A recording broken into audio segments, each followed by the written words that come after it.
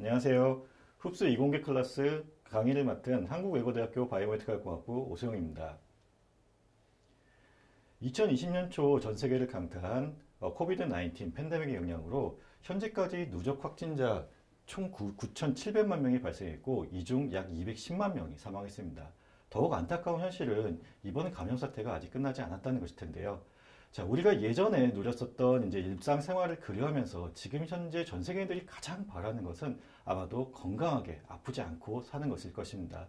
자, 그리고 우리가 건강하게 살기 위해서 무엇보다 지금 간절히 바라는 것은 아마도 여기 보여드리는 백신의 개발을 기다리고 있고요.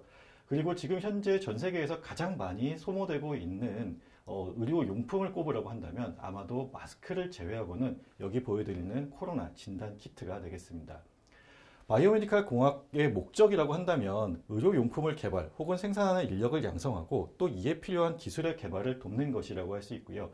자, 이것에 대한 예를 드리면 여기 보이는 이 진단키트를 개발한 업체인 오상 헬스케어의 홍성 사장님께서 2020년도 1학기까지 우리과의 겸임 교수로 계셨었습니다. 바이오메디컬 공학은 융합 학문으로서 이름에서 알 수 있듯이 생물학, 그리고 의학, 그리고 공학이 융합된 학문입니다. 자, 이 중에서 이제 의학과 생물학은 아마 고등학생 입장에서 잘 이해하고 있을 것으로 생각이 되고요. 자, 이제 공학이라는 것이 아마도 좀 이해를 못하는 학생들도 있을 것 같아서 이에 대해서 간략하게 정리를 하고 넘어가도록 하겠습니다. 자, 공학이라고 하는 것은 여기 써 있듯이 물건 등을 만들기 위해서 과학적 지식을 응용하는 학문이라고 할 수 있습니다. 자, 물건을 만드는 것이 공학의 목적이고요. 그것을 위해서 과학적인 지식을 이용하는 것입니다. 자, 이러한 관점에서 본다면, 자, 바이오메디컬 공학이라고 하는 것은 자, 물건 등을 만들기 위해서 생물학 및 의학과 관련된 지식을 응용하는 학문이라고 할 수 있습니다. 자, 그리고 여기서 얘기하는 물건에는 자, 이와 같은 것들이 다 포함됩니다. 자, 생물학자, 의사, 간호사들이 사용하는 모든 도구가 다 포함된다고 생각하면 좋겠고요. 자, 그러면 자, 여기서 이제 조금 더 쉽게 예를 한번 좀 들어드리도록 하겠습니다. 자, 산부인과의 분만실의 사진을 갖고 왔습니다. 자, 여기 누워있는 사람이 제 집사람이고요. 지금 아이를 낳기 위해서 이제 기다리고 있습니다. 자, 여기 방을 보시면 많은 의료기구들로 채워져 있는 것을 알 수 있습니다. 자, 좀 세세하게 보여드리도록 하겠습니다.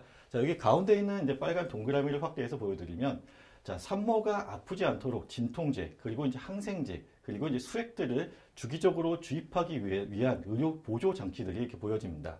자, 그리고 이제 가운데 있는 이 부분에는 자, 산모의 이제 맥박과 진통 주기 등을 지속적으로 모니터링하고 그리고 산모의 의료 기록을 확인하기 위한 모니터와 컴퓨터가 있는 것을 알 수 있습니다.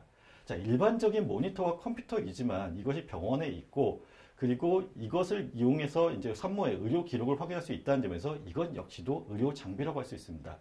자, 마지막으로 여기 있는 이 장치는 자, 아기가 태어났을 때 춥지 않게 편하게 지낼 수 있도록 도와주는 침대입니다. 자, 그리고 이것이 동시에 이제 아이의 체중을 측정할 수 있는 기능도 같이 갖춰져 있습니다. 자, 이와 같은 의료 장비들의 도움을 받아서 제 딸이 아주 건강하게 태어났고요.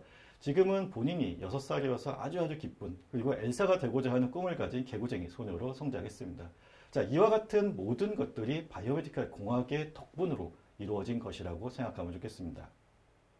자, 바이오메디컬 공학이라는 학문은 융합 학문이기 때문에 굉장히 많은 분야를 포함하고 있는데요. 우리 학교 바이오메디컬 공학부는 크게 두 가지 트랙으로 나누어져서 교육을 하고 있습니다. 자, 첫 번째는 여기 보시는 것처럼 인체 시스템 및 공학적 원리를 첨단 의료 영상 장치 개발에 활용할 수 있는 전문 인력 양성을 위한 바이오메디컬 시스템 엔지니어링 트랙이 있고요. 자, 두 번째는 여기 보시는 것처럼 대규모의 생물학 및 의학 데이터를 분석하기 위하여 새로운 방법을 개발하여 정밀 의료 기술을 향상시킬 수 있는 전문 인력 양성을 위한 바이오메디컬 데이터 사이언스 전공이 있습니다. 우리 과에는 저를 포함해서 총 4분의 교수님이 계시고요. 자, 여기 보이시는 이제 고인희 교수님께서는 유전체 분석, 그리고 이제 생물 정보학 분야를 담당하고 계십니다. 다음으로 김보영 교수님께서는 데이터 시각화, 빅데이터 처리, 그리고 컴퓨터 프로그램 관련 분야를 담당하고 계시고요. 자, 마지막으로 남윤호 교수님께서는 인공지능을 이용한 영상 처리, 그리고 기계학습 분야를 담당하고 계십니다. 저는 이제 의료 영상 시스템과 영상 처리 분야를 담당하고 있고요. 오늘 그래서 말씀드릴 주제는 제가 담당하고 있는 의료 영상 시스템을 이용한 인체 영상 획득에 대해서 말씀드려 보겠습니다. 자, 인체에는 여러 가지 장기가 있고 기관이 있는데 그 중에서 이제 가장 중요하다라고 알려져 있는 뇌를 촬영하는 기법에 대해서 좀 말씀드리겠습니다. 자, 지금 이제 뇌는 이와 같은 특징이 있습니다. 지금 뭐 평균적으로 무게는 약 1.4kg 정도 되고요. 자, 성인 남성의 몸무게가 한 60에서 70kg 된다고 봤을 때 뇌의 무게는 굉장히 작습니다. 하지만 여기 보시면 산소 소모량이 약 20% 정도 되는데요. 자, 이것만 보더라도 뇌가 굉장히 많은 일을 하고 있고 그래서 뇌가 굉장히 중요한 일을 하는 기관이다라는 것을 잘 알 수 있을 것 같습니다. 자, 1895년 이전에는 우리 몸 안의 정보를 얻기 위해서는 달리 방법이 없었습니다. 일단 잘라야 됩니다. 다시 말하면 이제 해부학이라는 도구를 이용해야 된다라는 것이고요. 자, 그런데 인체 주요 장기를 확인하기 위해서는 방법이 없습니다. 살아있는 사람에서는 할 수 없고요. 죽은 후에, 즉 사후에만 할 수 있다라는 단점이 있었습니다. 자, 그런데 모든 사람들이 원하는 것은 살아있는 사람의 장기가 건강한지, 더 나아가서 내가 가지고 있는 장기가 정말 동작을 잘 하고 건강한지를 확인하는 것이 정말 하고 싶은 일입니다. 자, 이와 같은 요구에 부응하고자 의료 영상 시스템들이 이와 같은 역사를 통해서 개발이 되었습니다. 여기 보시면 이제 방금 전에 나왔던 1895년도에 일어난 일이고요. 자, 윌리엄 렌트겐에 의해서 첫 번째 인체 촬영이 X선을 이용해서 이루어졌습니다. 자, 그리고 1967년에 CT를 이용해서 인체 촬영이 가능해졌고요. 그리고 보시면 1973년에 MRI, 그리고 1974년에 펫이라는 장비를 이용해서 인체 촬영이 가능해졌습니다. 자, 이와 같은 의료 영상 장비들의 도움을 받아서 의료계에서도 많은 변화가 있었는데요. 자, 대표적으로 말씀드릴 수 있는 것은 의료계에서 환자의 진단과 치료를 확인하는데 보다 객관적이고 정확하게 할 수 있다는 것이 특징입니다. 자, 과거에 그러니까 의료 영상 시스템이 개발되기 이전에는 환자가 내원했을 때 의사가 환자에게 질문을 던지고 그 질문에 기반으로 본인의 경험을 되살려서 환자를 진단하는 것이 유일한 방법이었습니다. 자, 그리고 이것을 우리가 문진이라고 얘기를 하게 되고요. 자, 그런데 이 문진이라는 방법은 어디까지나 의사의 주관적인 경험에 바탕을 두기 때문에 간혹 혹은 자주 틀리는 경우들도 있습니다. 그래서 훌륭한 의사라고 한다면 경험이 많고 실수를 적게 하는 의사가 훌륭한 의사였던 시대가 있었습니다.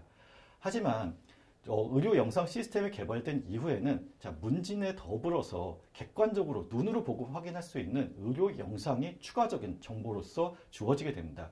자, 그리고 이러한 추가적인 객관적인 정보를 이용해서 보다 정확한 환자의 진단이 가능하다라고 할 수 있습니다.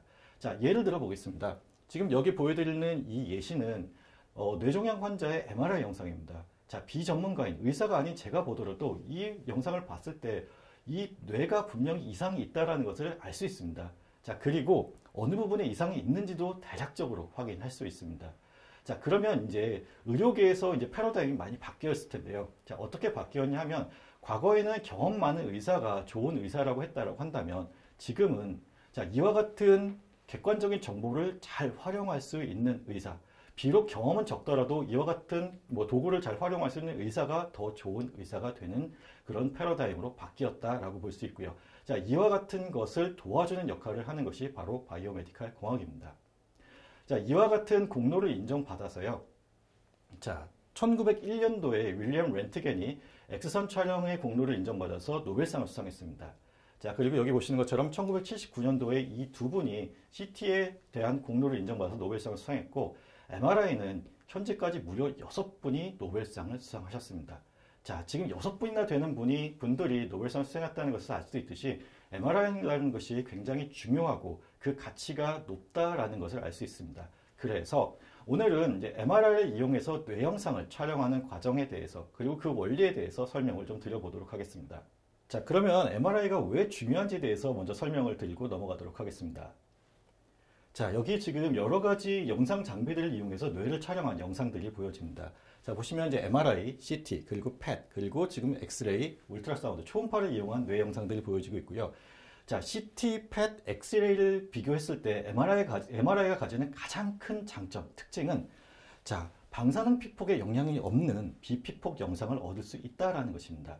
자, 그리고 그 다음 특징은 자, 부드러운 생체 조직의 영상을 높은 해상도와 대조도로 얻을 수 있다는 게 또 다른 특징입니다.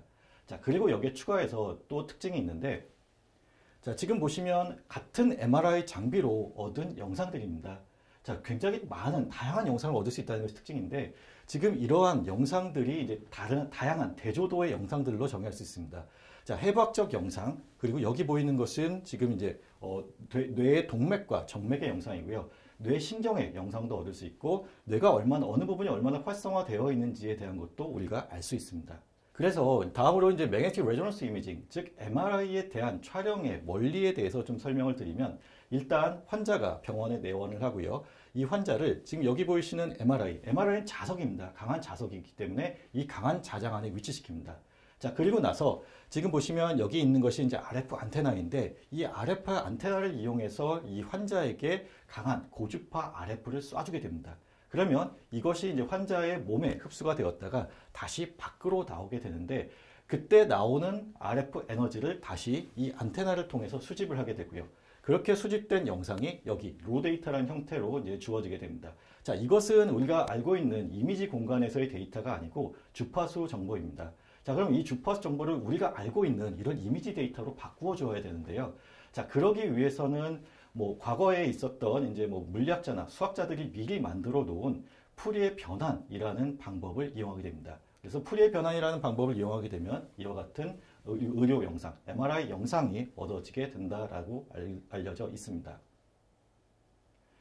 자, 그러면 이와 같은 다양한 대조도의 영상을 모두 다 이용하느냐? 그건 아닙니다. 자, 의사들이 판단했을 때 이러한 질병을 가진 환자에는 이러한 영상을 얻는 게 좋더라라는 경험들이 있고요. 그것에 맞추어서 필요한 영상들을 선택적으로 사용하게 되는 것입니다. 자, 뇌 구조적인 이상이 있는 사람들은 이와 같은 이제 뇌 구조를 촬영하는 해부학적 영상을 이용하고 뇌 혈관에 문제가 있는 사람들은 이와 같은 혈관 영상, 그리고 뇌신경에 이상이 있는 사람들은 이와 같은 뇌신경의 영상을 그때그때 상황에 맞추어서 사용하게 되면 진료나 치료의 효과를 보다 더 정확하게 확인할 수 있는 것입니다. 다음으로 MRI 영상 획득의 원리에 대해서 이제 설명을 드리도록 하겠습니다. 자, 이것에 대해서 설명드리기에 앞서서 오늘 이제 여러 번 단어가 나왔었는데요. 컨트라스트 혹은 대조도에 대한 설명을 좀 먼저 드리고 넘어가도록 하겠습니다. 자, 대조도, 컨트라스트라고 하는 것은 여기 나와 있듯이 둘 이상의 사람, 사물을 비교했을 때 나타나는 차이, 대조, 대비를 얘기하게 됩니다. 그러면 영상에서의 컨트라스트라고 하는 것은 영상 안에서 어떤 조직들이 다르게 나타나는 대조, 대비를 얘기하게 되겠죠. 자, 그리고 이것에 대한 이제 설명을 드리기 위해서 이제 예시를 갖고 왔습니다. 지금 하얀 바탕에 이제 그림 캔버스가 있다고 가정을 하고요. 제가 여기에 하얀색 펜으로 글씨를 썼습니다. 자, 차이가 나지 않기 때문에 여러분들이 제가 어떤 글씨를 썼는지 알 수가 없습니다. 자, 근데 회색으로 글씨를 썼습니다. 자, 희미하긴 하지만 MRI라는 글씨가 이제 보여집니다. 자, 제가 굉장히 짙은 색으로 글씨 썼습니다. 자, 지금 보시면 굉장히 선명하게 글씨가 보이는 것을 확인할 수 있죠. 자, 지금 여기 보시는 것처럼 이 빨간 선을 따라서 배경과 글씨 사이에 얼마나 그 영상의 인텐시티 값이 차이가 나는지를 한번 확인해 보겠습니다. 자, 지금 보시는 것처럼 지금 하얀 바탕에 하얀 글씨를 썼을 때는 전혀 차이가 없고요. 자, 지금 여기 회색 글씨를 썼을 때는 약간의 차이가 나는 것을 알 수 있습니다. 자, 그리고 검은색으로 썼을 때는 차이가 굉장히 많이 나는 것을 확인할 수 있고요. 자, 영상 대조도의 입장에서는 이와 같이 차이가 많이 나는 영상이 좋은 컨트라스트를 가진 영상이라고 정의를 하게 됩니다. 자, 그러면 이제 자기공명의 영상 값의 차이가 나야 지금 대조도 영상을 만들 수 있는데요. 그러면 자기공명 영상 값을 만드는 원리에 대해서 좀 알고 그 값이 왜 차이가 나는지에 대해서 이해를 하면 좋겠습니다. 자, 두 가지가 있는데요. 자, 첫 번째는 영상 기법, 그리고 펄스 시퀀스라고 하는 것의 차이에 의해서 영상의 값이 차이가 나는 것입니다. 자, 펄스 시퀀스라고 하는 것은 말 그대로 펄스를 시간의 순서대로 나열하는 것입니다. 자, 그리고 이 펄스를 시간 순서대로 어떻게 나열하는가에 따라서 영상이 차이가 나게 되는 것이고요. 자, 그래서 보시면 펄스는 총 두 가지를 쓰게 됩니다. 고주파 RF 펄스, 그리고 두 번째는 이제 그레이던트 펄스라는 것을 사용하게 됩니다. 자, 그리고 이 두 가지를 그럼 어떻게 배열하느냐에 따라서 자, 이와 같이 같은 환자에서 같은 환자는 아니고 같은 정상인이고요. 자, 같은 사람에게서 같은 MRI를 이용해서 찍은 영상인데 자, 펄스 시퀀스가 다르기 때문에 자, 여기서 보시면 뇌척수액이 차 있는 이 부분이 검게 보이고요. 여기서는 지금 하얗게 보이는 것을 알 수 있죠. 자, 이와 같은 대조도를 만들어내는 기전이 바로 펄스 시퀀스입니다. 자, 그럼 보다 좀 더 자세히 설명을 좀 드려보도록 하겠습니다. 자, 왼쪽에 있는 영상을 얻을 때 사용한 펄스 시퀀스이고요. 자, 오른쪽 영상은 여기 있는 이 시퀀스로 영상을 촬영했습니다. 자, 왼쪽과 오른쪽이 달라진 이유를 이제 시퀀스를 놓고 설명을 할 텐데, 자, 자세히 보시면 크게 차이가 나지 않습니다. 단지 차이가 나는 거는, 자, 여기 있는 이 180도와 90도 RF 펄스가, 자, 왼쪽 그림에서는 180도가 앞에, 그리고 90도가 뒤에 있고요.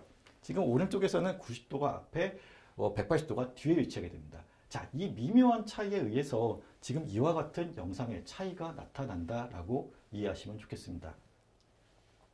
자, 다음으로는 이제 작용은 영상값을 만드는 이제 두 번째 요소로서, 자, 조직의 고유 특성을 얘기할 수 있습니다. 자, 조직의 고유 특성은 이제 T1과 T2라고 이제 일컬어지는데요. 자, 그럼 이것에 대해서 좀 더 설명을 드리면, 자, T1과 T2 값은 조직에 따라서 이와 같은 차이가 납니다. 자, T1과 T2 값이 일단 같지 않다라는 게 중요하고요. 조직에 따라서 다르다는 게 중요하고요.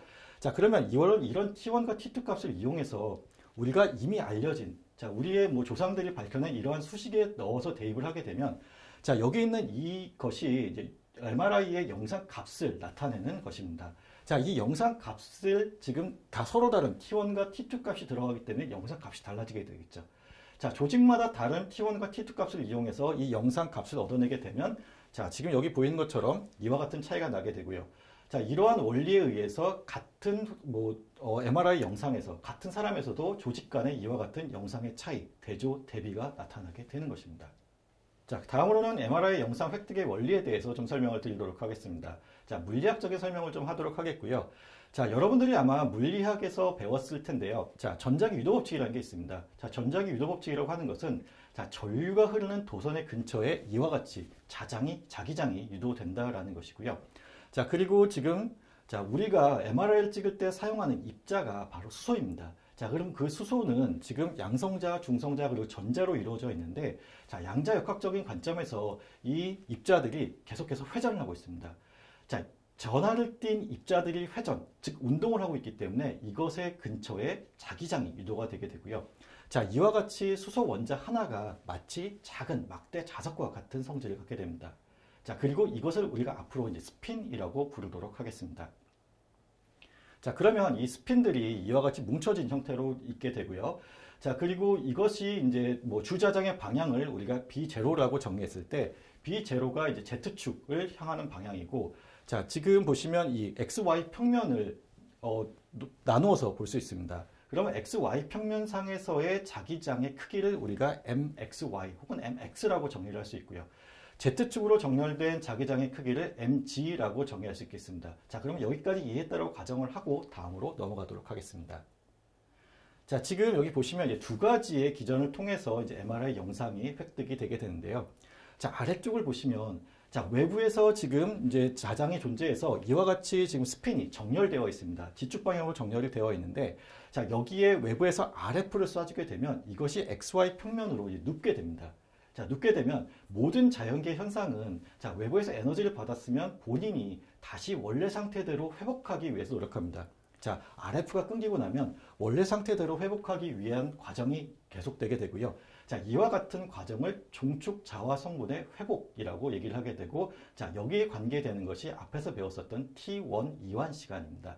자, 위에 있는 것은 이제 T2와 관련된 얘기겠죠. 자, 우리가 배운 게 T1과 T2 두 개밖에 없었으니까요. 자, T2와 관련된 것이고요. 자, T2는 원래 성분이 없었습니다. 자화 성분이 없었는데, 자, RF를 맞고 난 후에, 자, 이와 같은 자화 성분이 새로 생긴 것입니다. 자, 그럼 새로 생겼으니까 원래의 성분은, 자, 원래의 상태는 아무것도 없는 상태겠죠. 자, 아무것도 없는 상태로 돌아가기 위한 과정이 지금 위쪽에 그려져 있습니다. 자, 그래서 처음에는 여기 보시는 것처럼 모든 스핀들이, 자, 같은 방향을 향하고 있습니다. 자, 그런데 아까도 얘기했지만 이것들이 하나의 자석이라고 했죠. 자석이기 때문에 서로 밀어내게 됩니다. 자, 밀어내다가 더 밀어낼 수 없는 상태가 되면 벡터의 합이 0이 되는, 다시 말하면 자화량이 0이 되는 상태가 되는 것이고요. 자, 이것을 우리가 T2 감소라고 하게 됩니다. 자, 그래서 보시면 이제 mg라고 하는 성분과 mxy라고 하는 성분을 서로 다른 수식으로 표현하게 되면 이와 같이 표현이 되게 되는데, 자, 수식이 물론 다르게 생겼지만 공통점은 바로 지수함수적으로 표현된다는 것입니다. 자, 그래서 이것을 우리가 그래프로 나타내 보면 지금 여기 보시는 것처럼 하나는 지금 오른쪽 아래로 감소하는 형태의 지수함수적인 그래프, 하나는 오른쪽 위로 증가하는 형태의 지수함수적인 그래프로 나타내지게 됩니다. 자, 그러면 이제 우리가 여기서 궁금한 거는 자, 그래프가 감소하거나 증가하는데 얼마나 빠르게 증가하고 얼마나 빠르게 감소하는지에 대한 것을 정의하고 싶은데 자, 정의하기가 좀 애매합니다. 만약에 이게 직선이라고 한다면 우리가 뭐 수학 시간에 배웠던 기울기라는 것을 이용해서 정의할 수 있겠죠. 자, 그런데 여기서는 기울기를 딱히 정의할 수가 없습니다. 자, 그래서 사람들이 고민하다가 한 가지 지표를 이제 만들게 됩니다. 자, 그것이 여기 있는 이제 시상수라는 것입니다. 자, 시상수는 이와 같이 정의합니다. 자, 지수함수 특성을 가지는 신호의 근사적인 도달 시간을 얘기하게 되고요. 자, 완전히 감소하거나 완전히 회복될 때까지의 시간이 아니라 약 원래 신호의 63%까지 감소하거나 없어지는, 감소하거나 혹은 증가하는 때까지의 시간을 얘기한다라고 생각하시면 되겠습니다. 자, 그래서 시상수가 크다라는 것은 최종값까지의 도달 시간이 길다라는 것이고요. 다시 말하면 속도가 느리다라는 것을 나타내는 것입니다. 자, 그리고 T1과 T2는 자, 이와 같이 37%가 감소할 때까지 걸리는 시간이 T2, 그리고 67%가 회복할 때까지 걸리는 시간이 바로 T1, 이완 시간이 되고 이 두 개 모두 자, 타임 컨스탄트 혹은 시상수라고 이해하시면 되겠습니다. 자, 그래서 T1 이완 시간과 T2 이완 시간이 이렇게 정의되는 것이고요. 자, 이것이 조직들마다 다르기 때문에 MRI 안에서 영상이 다르게 나타난다라고 이해하시면 좋겠습니다. 자, 그래서 이제 조금 더 자세히 설명하기 위해서 이제 T1 이완 시간에 대해서 이제 설명을 좀 더 해보도록 하겠습니다. 자, T1 이완 시간은 여기 보시는 것처럼 이제 지축 방향의 자와 성분이 다시 원래 상태로 회복하는 데 걸리는 시간을 얘기하게 되는 것이고, 자, 그리고 이제 종축 자와가 원래 상태로 회복되는 시간이고, 자, T1이라는 것을 이와 같이 정의하고요. 자, 물질에 따라서 달라지는데, 자, 그 원리는 이렇습니다. 자, 물처럼 작은 분자는 빠르게 움직이기 때문에, 자, 이완 효율이 낮게 되고, 따라서 이완 시간이 길어지게 됩니다. 자, 반면에 이제 지방과 같은 이제 고도로 구조화된 조직들 같은 경우에는 이완 효율이 높아서 T1 이완 시간이 짧다라는 특징이 있다고 알려져 있습니다. 자, T1의 효과를 이용해서 만든 영상을 우리가 T1 강조 영상이라고 부르게 됩니다.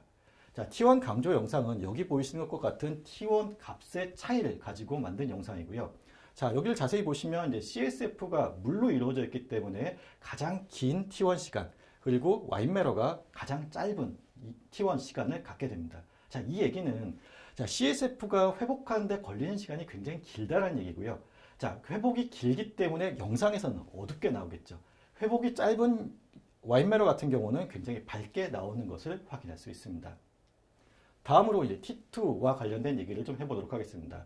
자, T2는 아까도 말씀드렸듯이 이제 스핀과 스핀들 간에 서로 밀어내는 현상에 의해서 신호가 없어지는 과정이고요. 자, 횡축자와가 약 37% 남을 때까지의 시간을 우리가 T2라고 정의를 하게 됩니다. 자, 여기서도 마찬가지로 이제 그 조직들의 특징에 따라서 이 값이 차이가 나게 되는데, 자, 물 분자의 경우에는 마찬가지 이유에 의해서 자, T2 이완 시간이 긴 특징을 갖게 됩니다. 자, 그리고 지금 지방의 경우에는 마찬가지 이유로 T2 이완 시간이 굉장히 짧은 특징을 갖습니다. 자, 여기 보시는 이 영상이 이제 T2의 효과를 이용해서 만든 T2 강조 영상입니다. 자, T2 값은 이와 같은 특징을 갖게 되고요. 앞에서도 말씀드렸지만 이제 물 분자로 이루어진 CSF는 T2 값이 길고요. 자, 와인메러 같은 경우는 T2 값이 짧은 특징을 갖게 됩니다. 자, 그러면 자, T2 값이 길다는 얘기는 신호가 없어진 데 걸리는 시간이 길다라는 얘기고요. 신호가 없어진 데 걸리는 시간이 길기 때문에 여기서는 밝게 나타나는 것을 확인할 수 있습니다. 자, 반면에 와인메러 같은 경우는 가장 어둡게 나타나는 것을 이해할 수 있을 것 같습니다. 자, 그러면 이 T1과 T2의 차이를 이용해서 해부학적 영상만 얻을 수 있느냐? 그렇지 않습니다. 이걸 가지고 굉장히 재미있는 연구를 할 수 있는데요. 제가 예전에 했었던 연구를 한번 좀 소개해 보도록 하겠습니다. 자, 고급 영상 기법을 개발했었고, 이때 개발했던 영상의 목적이 자, 신경 수초를 영상화하기 위한 영상 기법을 개발한 것이었습니다. 자, 신경수초, 즉 미엘린 혹은 마엘린이라고 하는 이 신경수초는 여러분들이 아마 생물학 시간에 한 번쯤은 들어봤을 것 같은데요. 자, 엑선을 감싸고 있는 절연체입니다.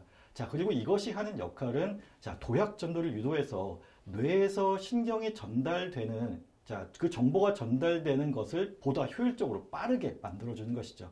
자, 그런데 질병 중에 이 마엘린 수초가 없어진 질병들이 있습니다. 자, 그러면 환자가 마일린 수초가 얼마나 없어졌는지 아니면 어느 부위에서 없어졌는지를 확인하기 위해서는 자, 마일린 수초를 영상화하는 기법이 필요하겠죠. 자, 이와 같은 목적을 가지고 이제 마일린 수초 영상 기법을 MRI를 이용해서 하는 방법을 개발해 봤습니다. 자, 마일린 수초라고 하는 것은 이와 같은 특징이 있습니다. 자, 짧은 T1 값을 갖고 있고요. 자, 특정 범위의 T1 범위 안에서만 이 영상들이 나타나게 됩니다. 자, 이것을 이용하게 된다라고 하면, 자, 마일린 수초가 위치하는 그 범위대의 T1 값만 남기고 나머지 부분들을 없앤다라고 한다면, 자, 마일린 수초 영상만 남게 되는 영상을 만들 수 있겠죠. 자, 이와 같은 목적으로 만든 펄스 시퀀스가 여기 보여지게 됩니다. 좀 복잡하게 생기긴 했는데 정말 간단합니다, 원리는. 자, 마일린이 존재하는 T1 영역대의 신호만 남기고 나머지는 다 없애고자 하는 게 목적이고요. 자, 그래서 이제 정상인에 한번 적용을 해봤습니다. 제 머리고요. 자, 지금 보시면 자, 마일린 수초가 일반적으로 많이 존재한다라고 하는 부분들이 좀 더 밝게 나타난 것을 알 수 있습니다. 자, 이거는 이제 해부학적인 기존의 지식을 이용해서 이제 판단한 거고요. 자, 그러면 이것을 정말 환자에 적용해 봐서 환자에서 마일린 수초가 없어진 부분이 어둡게 나타나는지를 확인하면 좋겠죠. 자, 그래서 환자에도 적용해 봤습니다. 자, 멀티플 스클로시스라고 하는 환자에 적용을 한 거고요. 지금 여기 붉은색으로 표시된 이 화살표가 나타내는 위치가 바로 마일린 수초가 없어진 위치입니다. 자, 그리고 그 위치에서 이와 같이 검은색으로 나타난다는 것은 마일린이 없어졌고 마일린 덴시티가 낮게 나타난다는 것을 알려주는 거죠. 자, 그래서 이것을 통해서 제가 만든 영상 기법이 잘 동작한다는 것을 확인했습니다. 자, 그리고 이것이 이제 2013년도에 이제 개발이 되었고요. 지금은 이제 국내 이제 대형 병원들, 그리고 미국에서도 이제 대형 병원 몇 곳이 이 영상 기법을 이용해서 환자 진단을 실제로 하고 있습니다. 자, 지금까지 이제 메디컬 이미징 시스템과 관련된 얘기를 이제 MRI를 예를 들어서 이제 해드렸습니다. 자, MRI라고 하는 분야를 놓고 봤을 때 제가 생각할 때는 이와 같이 총 5개의 분야로 여러분들이 졸업 후에 진출할 수 있을 것으로 생각됩니다. 자, 이것들 중에 이제 비슷한 분야들을 좀 묶어서 설명을 드리면요. 자, 여기 이제 처음 보여지는 이 두 분야가 이제 병원과 이제 뇌과학으로 이제 진출하는 분야라고 볼 수 있고요. 자, 그리고 지금 산업계로 진출하는 분야라고 볼 수 있습니다. 자, 산업계라고 한다면 이제 의료 영상 장비를 만드는 이제 업체가 되겠죠. 자, 그리고 이것을 이용해서 자, 베이직 사이언스, 기초 과학을 연구하는 연구소로도 갈 수 있습니다.